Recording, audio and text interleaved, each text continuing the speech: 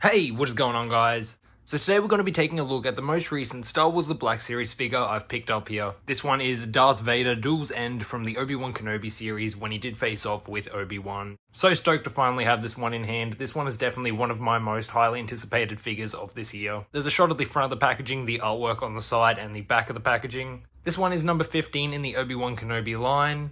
Of course, many of us have wanted a battle-damaged Vader, especially since seeing the same sort of scene play out in Rebels. Seeing it in the Obi-Wan Kenobi series, I definitely was hoping that we'd get something like this. I honestly didn't expect that we would.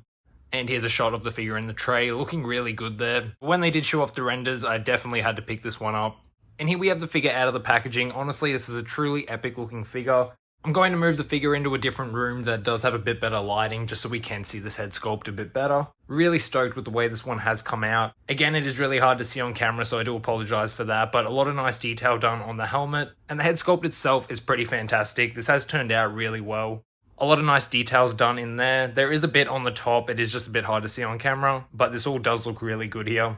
I honestly just can't get over how great this has turned out. Honestly, really impressive what they have done here. He does have the pins in the legs, but he does have the pinless arms. The detail on this switch panel torso piece there does look really nice. I really like the way that has been done. So as you can see, it does look like the base figure body is all reused, but the torso piece itself is obviously updated, as you can see on the front. They have also done some work on the back that I'll show you in a second. The cape as well is updated, it does have all jagged edges, and of course the helmet there too. It's extremely hard to see on camera, but I did get a light under the base of the helmet. It does actually look like it is a full head sculpt with the helmet over it. It does look like the head is connected, not the helmet. Just like the troopers, it is a helmeted head. I'm just not sure, obviously, how much detail work is done over the actual face itself. So that's really cool that they've done that. I'm just as curious as you guys to see the full head sculpt itself, but I'm not going to cut open this helmet. I'm sure somebody will at some stage, and we'll all see how that looks. But for now, it is just good to note that yes, it is a head sculpt underneath.